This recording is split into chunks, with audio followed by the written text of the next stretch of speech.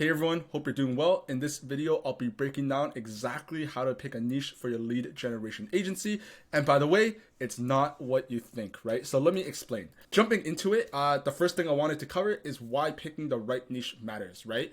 And what I also want to say is, want to ask you, does it really matter though, right? So picking the right niche for your agency is kind of the difference between making $0 and making tens of thousands of dollars every single month, right? Or so they say, right? So the gurus say. What I found is this is simply not true because every single niche makes money, right? So let me explain what I mean by that, right? So your question should not be what should be my niche, but your question should really be, is there money in this niche? And if there is money, how much money? And then once you ask those two questions, your next question should be, how easy is it for you to make money in this niche? Those are really the three questions that you should be asking. You shouldn't really be asking, is this a good, should I work with this niche? Because every single niche makes money, right? You need to be asking these three questions.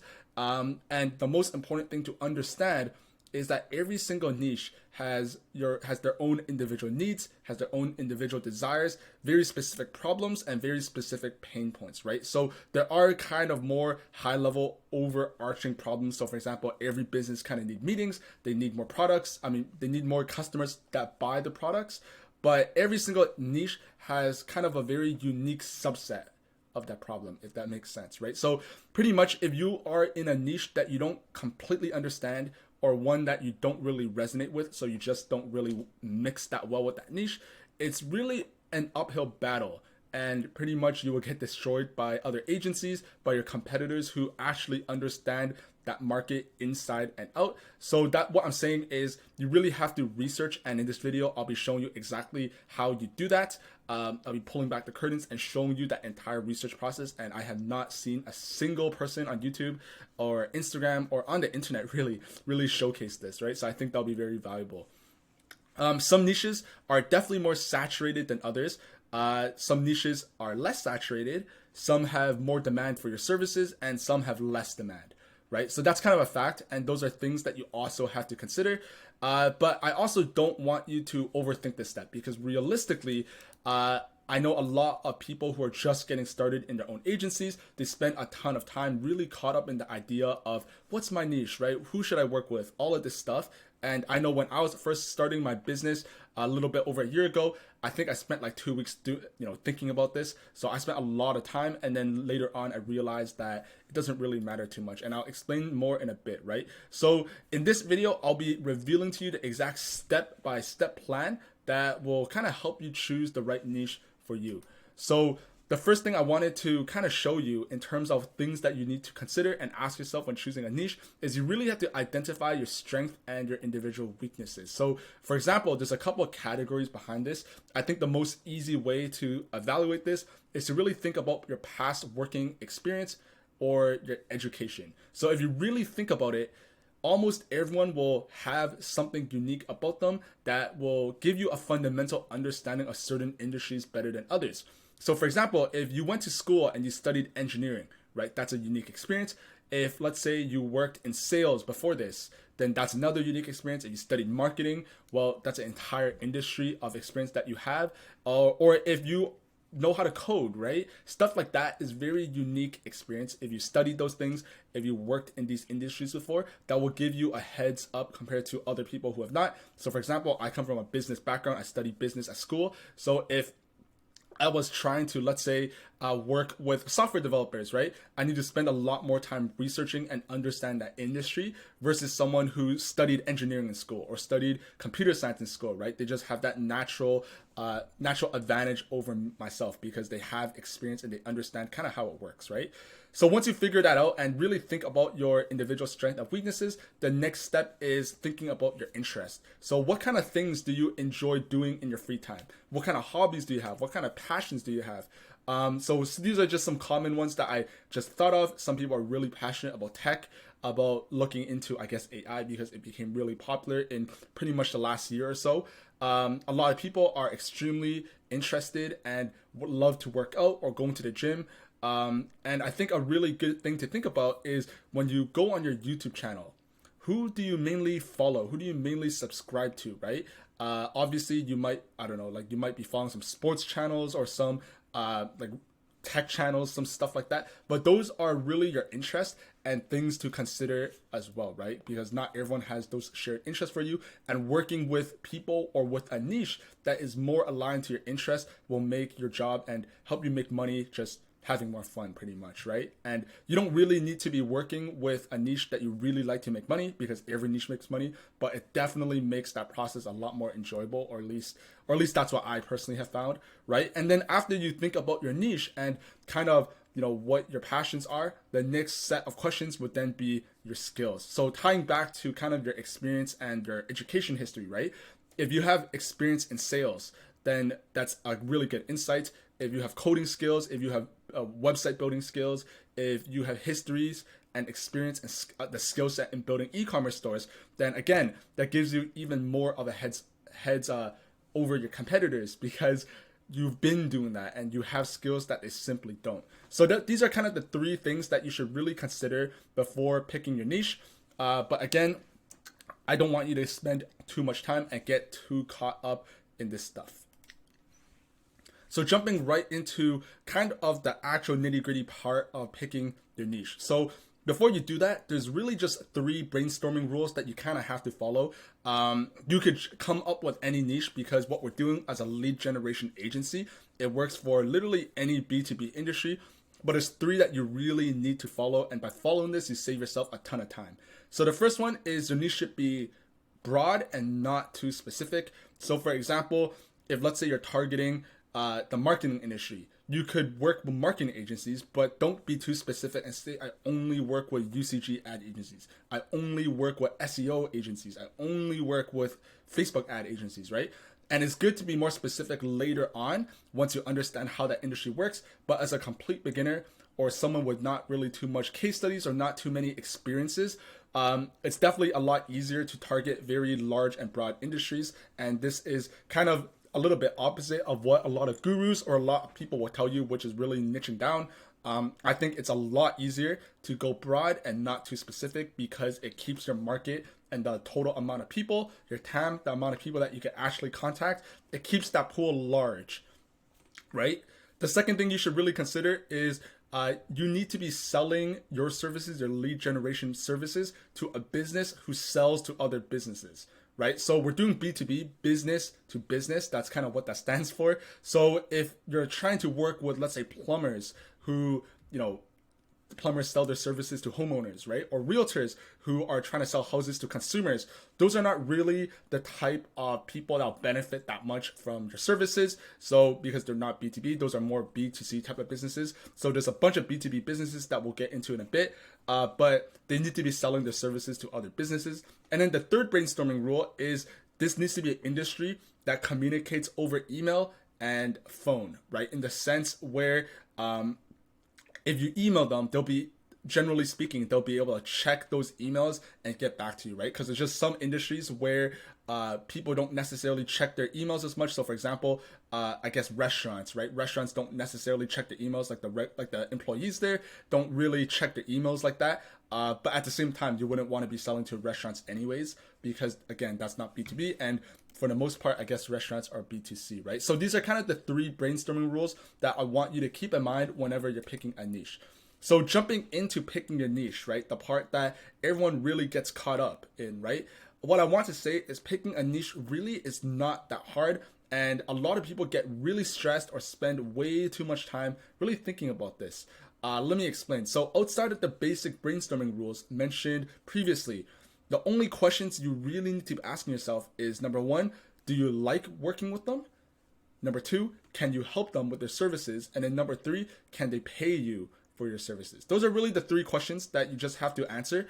And if the answer is yes to all of them, then you know that you have a good idea, a good initial niche to just start, reaching out to and seeing if you can make money doing that, right? So a lot of gurus, they tell you to pick a very specific niche, but what they don't tell you is that the most successful agencies, so myself, a lot of people that I know in the industry who run lead generation agencies, a lot of them have tested multiple different niches before they found the one that resonates most with them, right? And that's kind of what I mean in terms of picking a niche is really not that deep, because a lot of people really push the idea, and I guess a lot of people, when they're starting to build their own agencies, they, for some reason, they have this idea that the niche that they pick on day one will be the niche that they make their thousands, that they eventually make their millions doing, right? But that's simply not the case. The fact of the matter is, more likely than not, you will end up picking initial niche, and then you might make some money from it, or you might not, right? And then you switch to something else.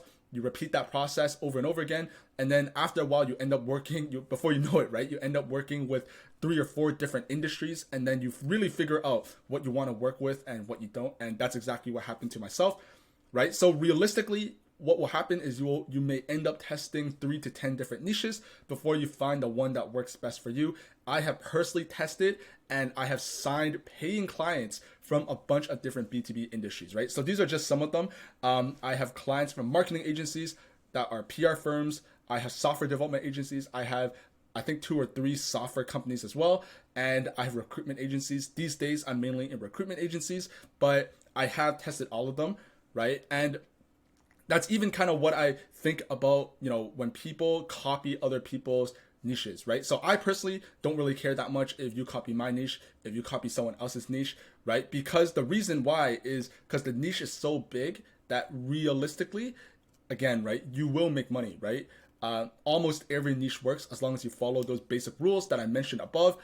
Every single niche works, right? And really, it's not a question of will you make money, it's a question of how much money will you make, and do you like working with them to make this money, right? So for example, I like working with recruitment agencies. I have experience with a bunch of other industries, but I always end up circling back to recruitment agencies because I just like the way they move.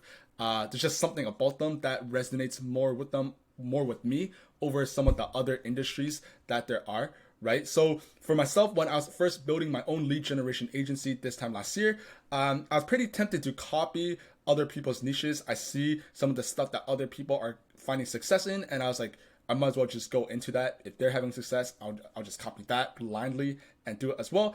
And I even did that to a certain degree, right? But again, back to my point, after you work with a bunch of clients, you really start to get really clear on who you want to work with and who you don't, right? So these days inside my own agency, I'm at the point where I work with recruitment agencies. But if a PR firm or a marketing agency comes to me and says, hey, Jimmy, I want to pay you $3,000 a month to run the cold outreach. So unless I really want to work with them, or I look at their services, I look at the stuff and I find it extremely compelling, I can legitimately say no to them because they don't really fit inside what I want to look for in a client, right? And that's kind of what I mean, right? So after a while, you just get really clear on, I guess in the beginning, as a beginner, you're really tempted to just take on whoever pays you money, right?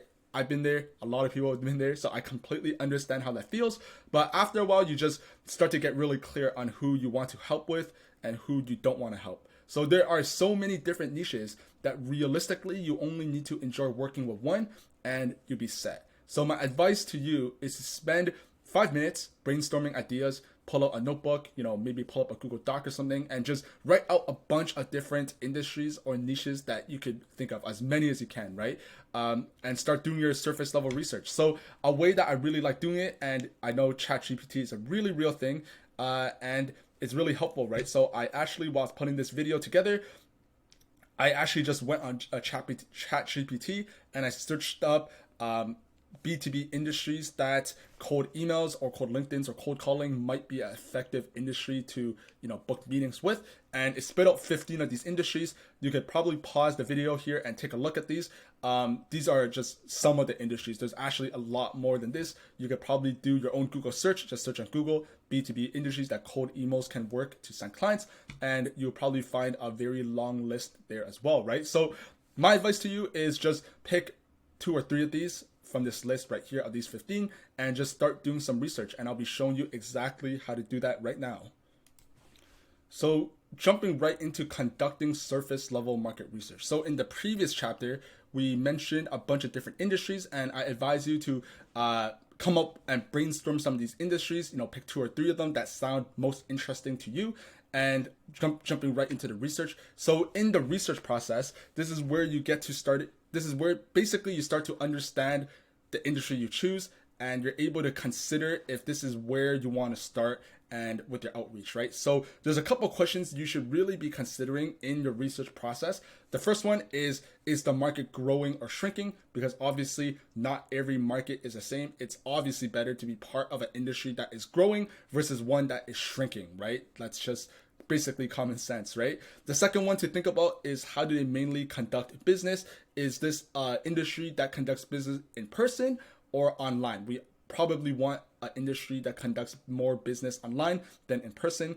The third one is how easy are they to contact? So for example, if it's like some really, really unique industry that might not be the easiest to contact over email or LinkedIn or something like that, then that's probably not something that you want to consider as well. The fourth question is what services do they provide and who do they help? This is really important for you to understand so that you understand the common pain points. The fifth one is what are their common sales related problems? Because lead generation at the end of the day, even as a service, is an extension of sales. A lot of people think of sales as jumping on a Zoom call and closing someone after 40 minutes or something like that, right? But realistically, generating meetings is part of sales as well. It's just a slightly different category. So you have to understand what their sales problems are and get the full big picture of what that looks like. And then finally, you need to understand how do those businesses in the industry gets paid. If you're in the marketing industry, if that's what you choose, how do marketing agencies get paid, right? You really have to understand that in depth before you start reaching out to them to increase your chance of success, right? So the best way to conduct market research for beginners is definitely to search all of this stuff on Google and to leverage resources like ChatGPT, right? Extremely helpful resources, and you'll be able to find a lot of information alone. I'm pretty sure if you just search this stuff on ChatGPT, it'll probably give you a pretty good answer as well, right? You probably search is marketing growing or shrinking, and then it's basic stuff like this, right? These questions really are not that hard. And then a more advanced technique I use when I first got started was going on YouTube and searching how do I start a recruitment agency or how do I start a marketing agency and watching a few of those videos to understand, right? So if, I obviously started in recruitment agencies. So for me to understand how a recruitment agency owner might think is I would search on YouTube, how do I start a recruitment agency, watch maybe like 2 or 3 of those videos to really understand what that process is to start making money in this industry. And then you could use this exact same technique for podcasts, interviews, etc., right? And then what you can also do is you can join free groups, so like on Facebook or Discord if they have any, and find more information. So let me show you exactly how you would do that. So I actually jumped on over onto YouTube to show you how to do this. So if let's say I was picking recruitment agencies, right? I just search how do I start a recruitment agency business, just search it. And there's a bunch of these different like YouTube videos. I suggest you watching a few of them, right? But let's say I see this video. Let's click into it, right? So this guy is clearly teaching people how to build a recruitment agency, right? He does have, see in his banner there, he's pretty much pushing people to join his free Facebook group, Recruitment Empire. So what you want to do is you might want to watch a couple of these videos. You can look at the most popular ones, like how to start a recruitment agency with no experience. And then you could just watch a couple of these to get your understanding of how the business works. And then what then you can then do is you can join these Facebook groups. So they might be in the comments. I clicked on this, so this video was from 4 years ago, so maybe he took down that community. But what you want to do is go on over to Facebook and join these different groups. So for example, you see on the left side here, right, I joined a couple of these, right? So Nomad Recruiters Academy, right? So this is a free group that I just found. I probably found the owner of this group on YouTube, and using that exact process of going into the comments, I was able to find his free group. I joined it. So you join inside here, right? And then you're able to conduct a lot of research because this group has how many people in it? This group has a ton of people, right? So it doesn't even say how many people, but there's a lot of people in here, and all of these people are how you will find and conduct your market research. There's also a bunch of other ones that I have joined as well, right? Recruitment Nation, scaling your own recruiting business, right? And what you want to do is you just want to read through some of these posts and figure out what the challenges are, right? So anytime they have a question, if you see that question over and over again, kind of as a pattern, then you know it's probably a common problem that a lot of people struggle with inside this industry. So probably watch this video, why most recruiting entrepreneurs never get started. He might talk a little bit about why. There's a bunch of different stuff, right? So let's say we're, for the purposes of lead generation, we could probably search up sales. Let's see if there's anything about this. Right, there's a bunch of questions, right? People are asking how do you go and get sales, right? Let's say meetings, right?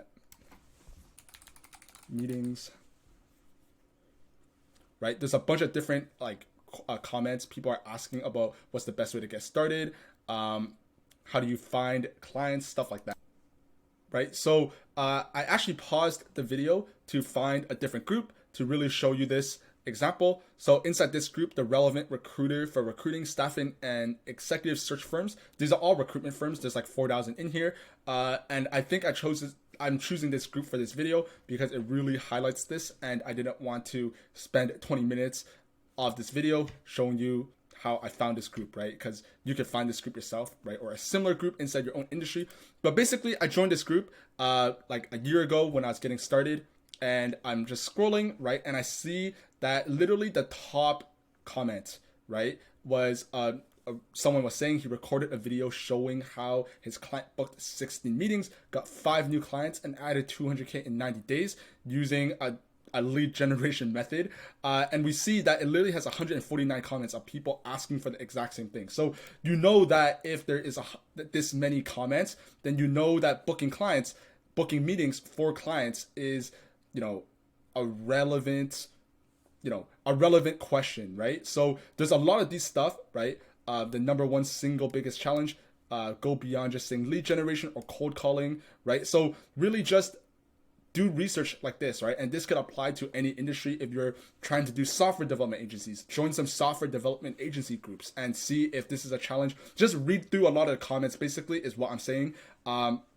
You have to just be very creative about it and conduct your research. And this is mainly the process that I would recommend you use to follow market research, because it goes beyond just going on Google and reading about the problems, right? These are people who are likely just starting their own recruitment businesses. They are people in the trenches, basically your prospects, to be honest, right? If you wanted to reach out to these people over Facebook, these would be the exact people that you would reach out to, because they're running recruitment agencies. If they are asking questions like this and they clearly need help with booking meetings. So if you want to, you could probably reach out to them and say you found them in this group and basically kind of soft pitch them on your services in a conversational way over Facebook, right? So that's a little bit of a golden nugget of what you can do as well. But this is pretty much the process that I highly recommend people follow to conduct market research. So jumping back into the slide deck and the presentation then, right, is after you find these people, you find these free groups on Facebook, you do a little bit of research to really get in the shoes of your prospect, to really understand their common problems and kind of what they feel and the general terminology. There's a couple of questions that you want to have answers for.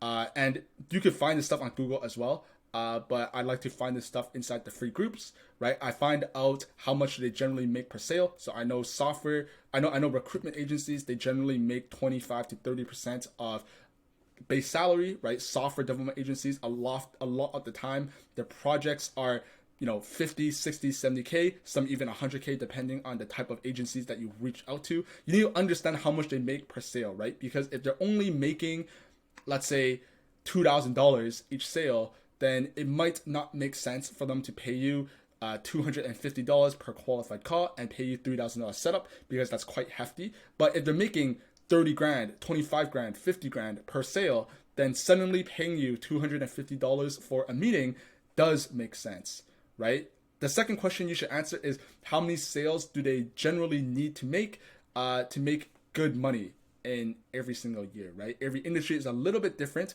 depending on, what that looks like. For example, software development agencies, they don't need a lot of sales every single year to make $500,000, right? If they're making $100,000 for each project that they develop and work on, they only need 5 of those clients. And that's probably the bandwidth that they'll be looking to do anyway. So you don't have to deliver them a bunch of different meetings and you're able to make a little bit more money, right? So it's stuff like that that you have to understand.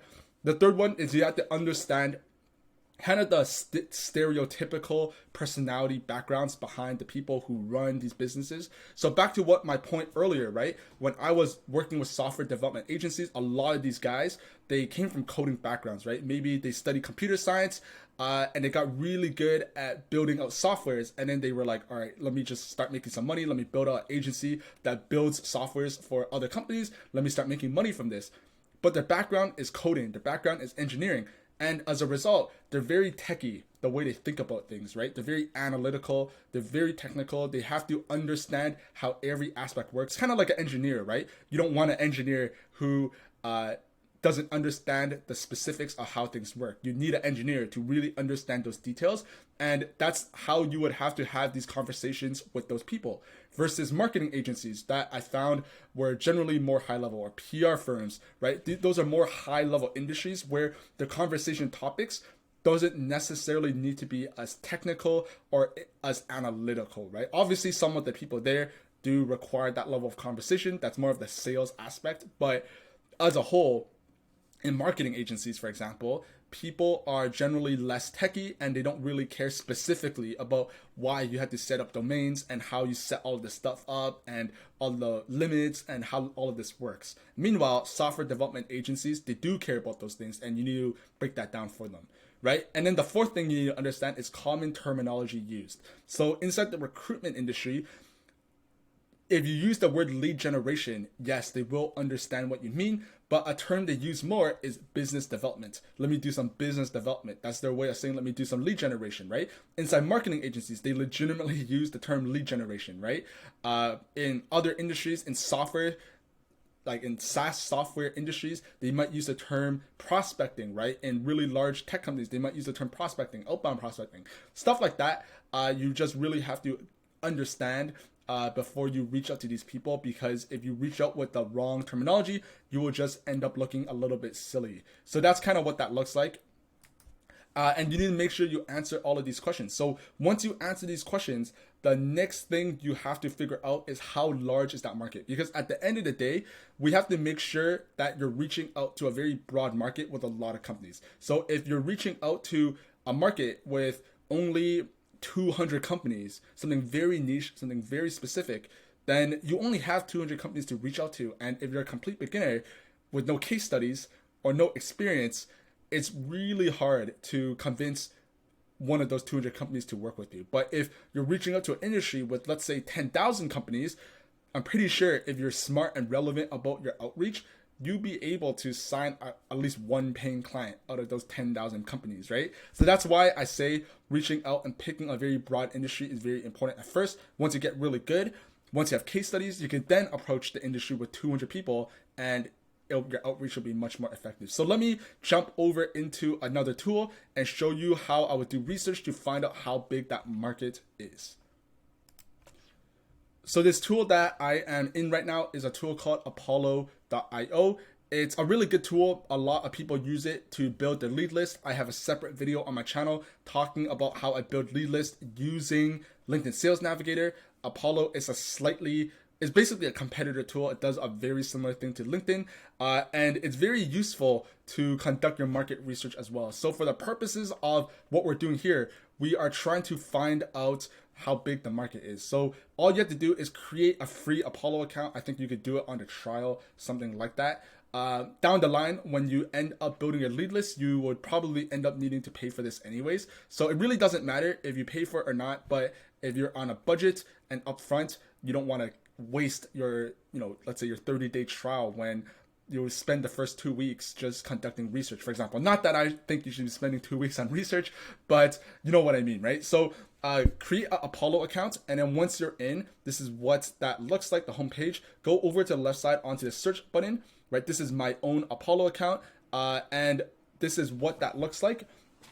We see, just to give you some more background context, right? over here are kind of the filters. Once you select the filters, this is where you see the people. We see that I have 900,000 contact, almost 1 million contacts saved, right? From a bunch of different industries. Cause again, right, I do this for myself, I do this for my clients, and I just have a really fat lead list. But jumping right into my point, right? So what you want to do is you want to go over to the left side here, go under filters, and then inside industry and keywords. So let's say you're doing marketing, right? You just put in marketing and advertising, right? And then you see that there are literally 3.8 million people doing this, right? There's a lot of people, but obviously of these people, a lot of them are, let's say, a marketing specialist. We don't want to talk to marketing specialists. We want to talk to owners, right? Because that will give us a more accurate reflection of how many people there really are. So all you want to do is you go into job titles and you can search owner. You can search CEO.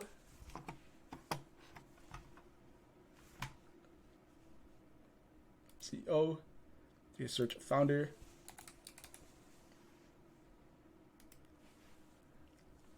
And we see that there are almost 250,000 of these CEOs and owners, right? So we know that this market is really fat, is really big, is really broad, and this might be a good one to target purely based off of the idea of having a lot of people that you could reach out to, right? And these are all people who are easily able to access, because Apollo, once you start scraping this database, these are all email addresses. You could reach out to all of these specific people, right? You might want to be specific about your location. So I'm in Canada, but we could work with North America, for example, right? There's still almost 100,000, so we're good. We could reach out to Jonathan and pitch our services, right? So this is an example of it. There's other ones. Let's say you want to do software.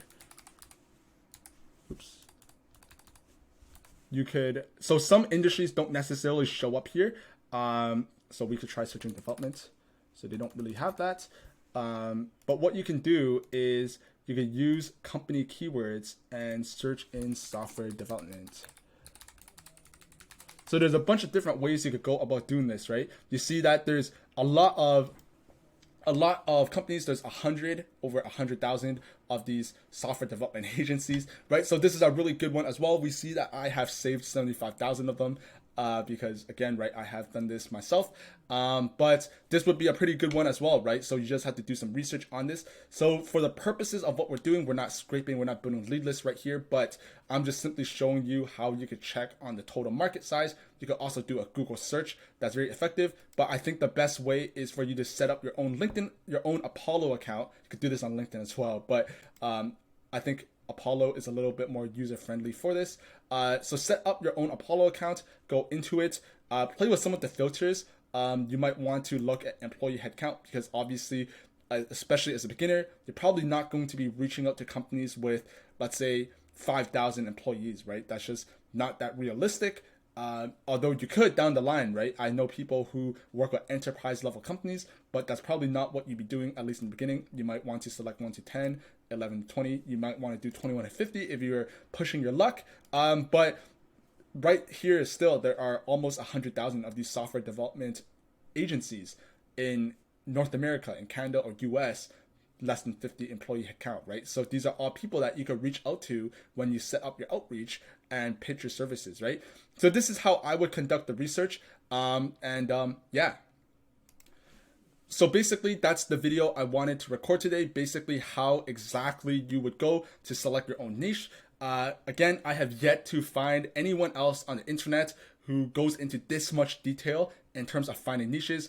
I'm literally showing you how you do your own research rather than just handing you a list of companies or industries to work with.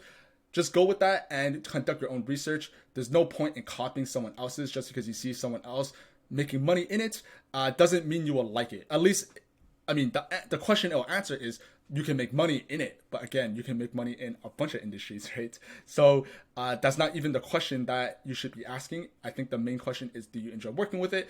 If you want more content like this, subscribe to my YouTube channel and follow me on Instagram, right? This is my Instagram page. I actually talk more specifically about how to build your own lead generation agency, right? I try to release a bunch of shorts, like content like this, every single day I try to release 2 or 3 of these shorts talking about what I'm personally seeing as to why a lot of people are stuck in their agencies, how to pick a niche, stuff like that. I talk about a lot about that on my Instagram page, so I'll include that in the caption, in the comment down below. And please follow my Instagram if you like what I'm talking about and you want to learn more, right? I'll also throw in a link for my calendar down below. If you're interested in learning how you can build your own lead generation agency, I'm releasing a bunch of these free videos, content breaking down the entire process. You can literally make money through these videos, but for some people who want to accelerate that process and go from $0 to $10,000 a month in a quicker timeline, then you might want to work with me, right? So these videos, I make them in a way so you can literally go from 0 to making your first $1,000 online, your first few $1,000, sign your first few clients. You could do all of that using these videos, but it might take you half a year. It might take you a year. It might take you 2 years to do this, right? And some people, they want to do that in 2 months, 3 months, maybe even 4 months. And that's when people work with me. So pretty much I consult with them directly one-on-one, provide guidance, answer all of their questions. Because even though I'm giving you information, right, there's still a lot of stuff that you will need to figure out on your own, right? Realistically, but that's called business, right? There's a lot of intangible stuff that I simply won't be able to make videos about, right? Because that's just how it works. I'm not even gatekeeping, right? That's just how it works. And a lot of people, they require a little bit more guidance, and they're able to get that one-on-one with me. And alongside that, what I do is I personally advise people on the best niches, the best industries to work with based on trends. I write people's cold outreach scripts on email, DMs, and cold calling scripts, and I advise people on sales calls, right? And basically my offer is if after 6 months of people consulting with me, if they're not at $10,000 a month inside their own agency, then I will refund them completely and they don't pay, because at that point I simply can't help them, right? I'm working with these people one-on-one, takes a lot of my time, and if they're not getting results, then I don't want to be spending any more time doing that. I'll just refund them completely. But that's kind of what I do, right? Hope you enjoyed this video, and see you in the next one. Take care. Bye-bye.